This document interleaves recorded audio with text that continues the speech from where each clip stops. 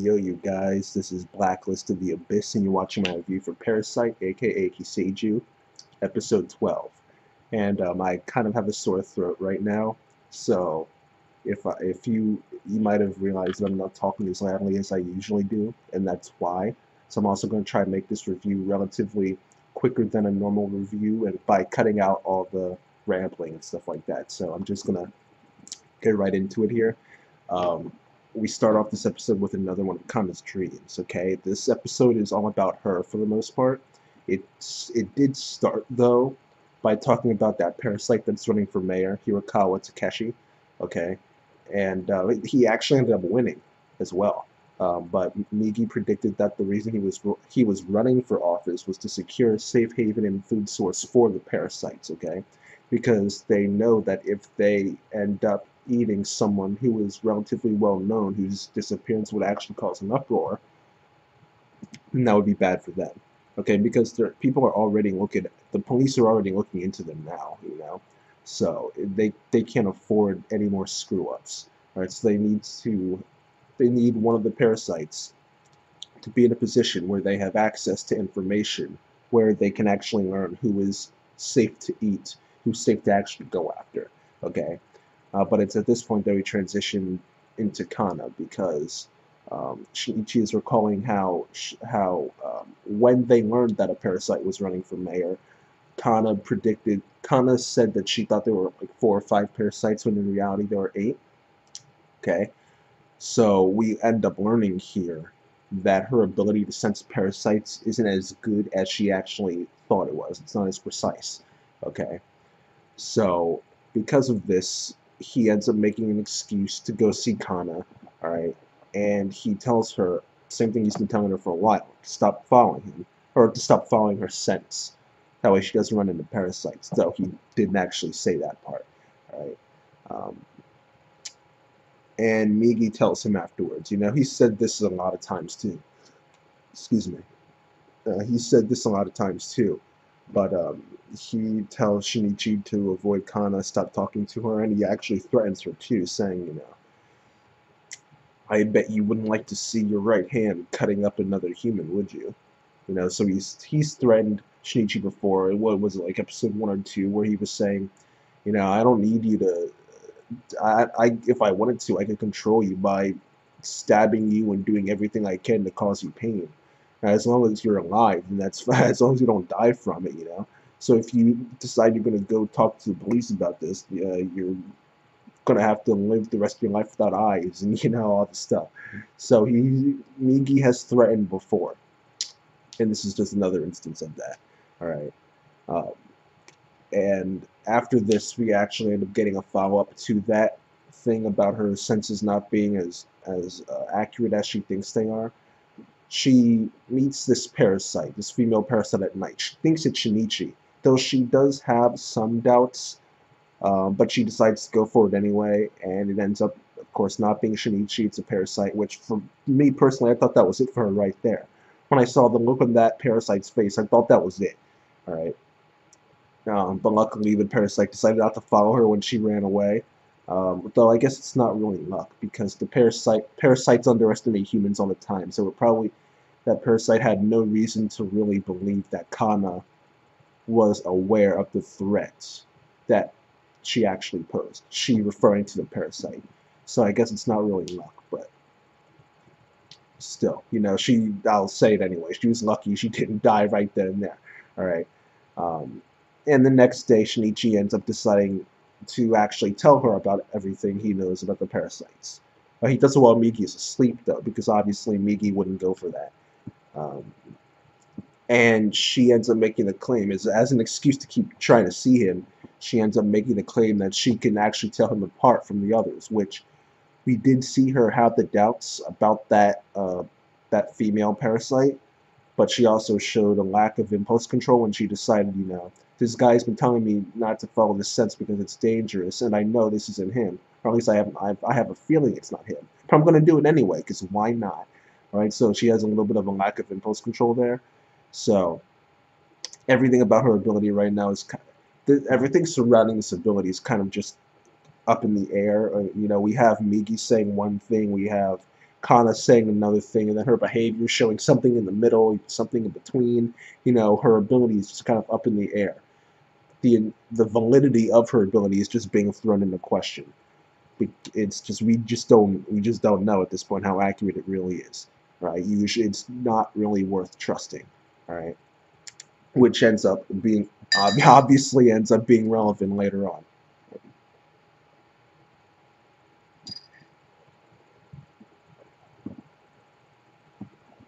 Now, after this, Migi Migi had a feeling that Shinichi would go and do something like that.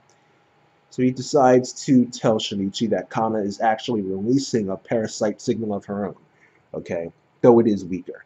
All right, and that's obviously big trouble for Kana because she has this obsession with Shinichi. She can't leave him alone.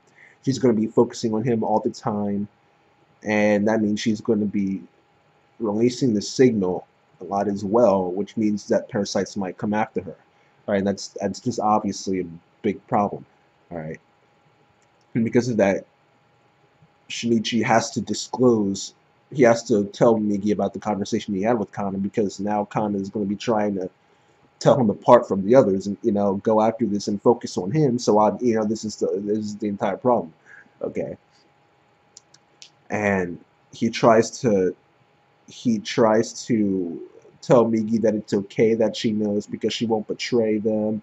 And even if she does, he could just bluff because no one's going to believe her when she says, "And this guy's a parasite, or at least his hand is." Because Migi has to do is not do anything.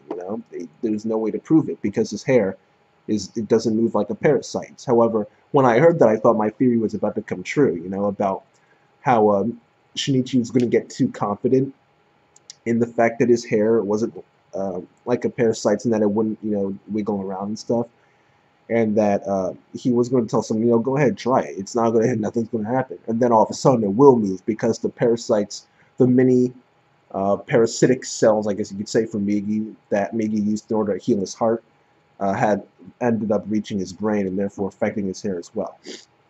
So I thought that my theory was about to come true, where uh, Shinichi would go and meet Kana, and Migi would reveal itself to her, and then she would go and get afraid, start talking to people, and then they would question, Shinichi, pull his hair, and then all of a sudden, oh my God, this guy is a parasite. Um, of course, rationality. If you take rationality into consideration, you have to realize that if the guy was so willing to offer up his hair, that he obviously does not realize that he's a parasite. Um, but I mean, when it comes to when fear gets added into the equation, people don't think rationally, so that's not really a big deal. So that's the one flaw in the theory, but it's not actually a flaw because it's easily explained away.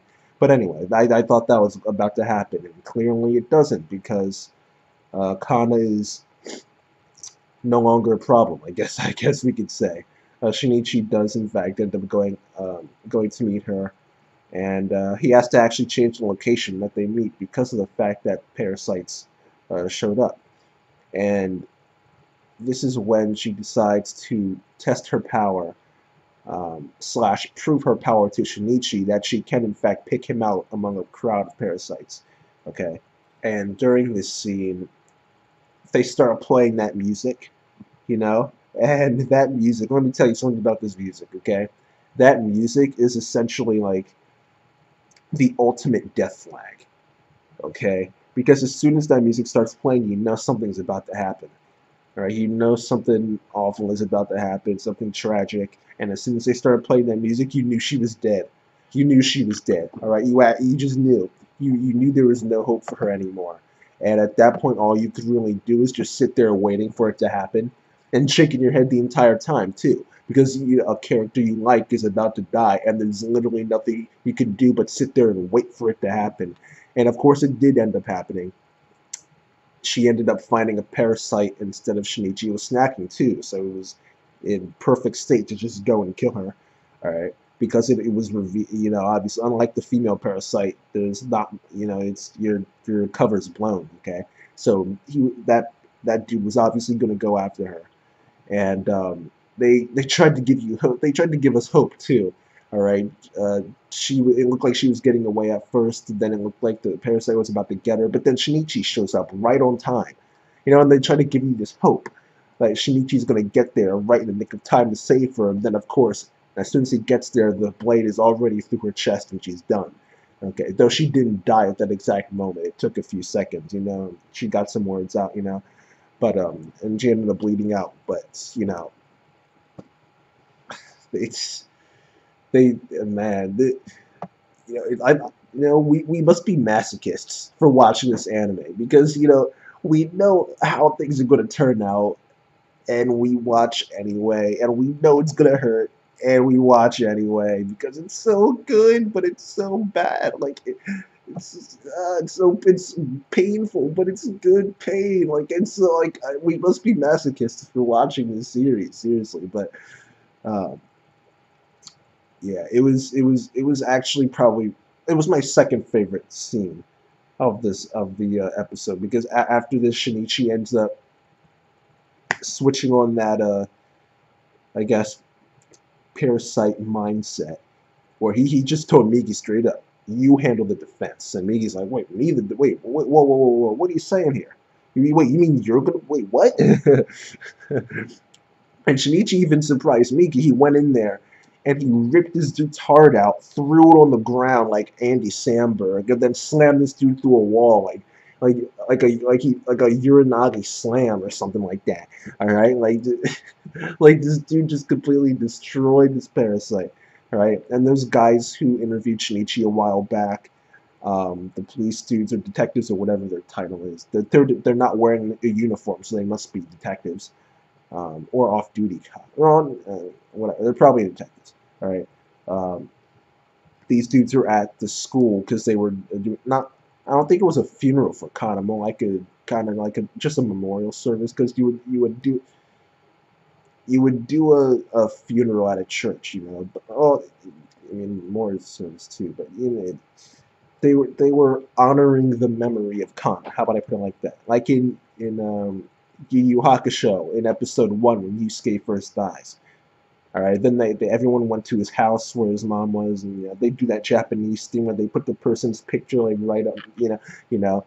Um, it was that, and Shinichi went there to pay his respects, and the people were there and saw him, Um, and they figured out, they put two and two together as well that the only person capable of doing that to a parasite is another parasite. So we've got parasites fighting each other now, which is, I mean, they don't know everything there is to know about parasitic behavior, but that's still that at least they're now aware of the fact that there are parasites out there who will fight other parasites. All right, so it might not be a lot of information for them to go on now since they don't know as much as we do, but Shinichi is leaving a trail, and with a series like this, I'm confident that that will eventually come back to bite him. Eventually, people are going to figure out that that someone like him exists where they are fighting parasites. They're going to be looking for evidence to support their theory now. I forgot the psychological term for that, but that's a legitimate thing where people look for evidence specifically to support their own theories. Um, but well, maybe that won't come back to bite him. Maybe that'll be the thing that keeps him from getting attacked. Because my previous theory, obviously, people are going to find out he's a parasite and all this stuff. But maybe that one theory is going to be what maybe this image, this theory that these guys have about him fighting other parasites. Maybe that'll end up saving him in the end. You know. But anyway, my favorite part of the episode actually ends up being it's actually the ending of the episode because throughout the episode we had seen Mitsuo, all right, and we were seeing the feelings he has for Kana, and at the end he doesn't really know how to deal with the loss of Kana outside of physicality.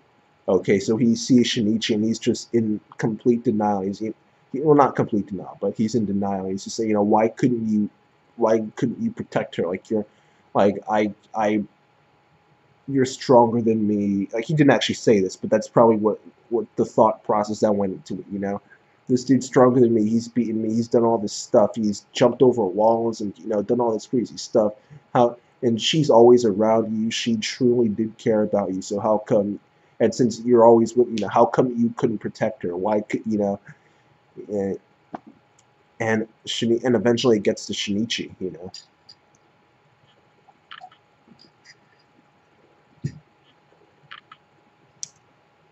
Another thing that Mitsuo was mentioning was the fact that Shinichi wasn't crying at all for the loss of Kana, which those detectives also mentioned, but they were able to come up with the excuse for it because this has already happened to him once before. So he's kind of like he's still in the mourning process, so it's like he can't rewind time to go out of the mourning process to then re-enter it, like he's already still in that stage where he's already depressed and all that, so they're able to rationalize it, but Mitsuo doesn't know any of that. So for him, he's just sitting here thinking, you kind of obsessed over you. She truly cared about you, and you can't even shed a tear because she died. Like, did you care about her at all? Are you even human? That's the question he asks Shinichi, and that's what puts Shinichi over the edge. And this is when he gets mad, and he actually does show emotion over the loss of Kana, because on one hand, he feels that it's his fault, which Migi tries to tell him, no, it's not. This would have happened eventually because she had no impulse control. She would have kept going after you no matter what, and it would have happened eventually, especially with that signal she's sending out, okay? Or she was sending out. All right. But at the same time, he realizes that he's mad about it, but he's not emotional enough. He's still too calm about it. So he's still questioning whether or not he truly does have some humanity left. So, yeah, that's that was my favorite scene, just because the obviously the music at the end, plus the way it was animated and just the characterization. Excuse me. Just the way.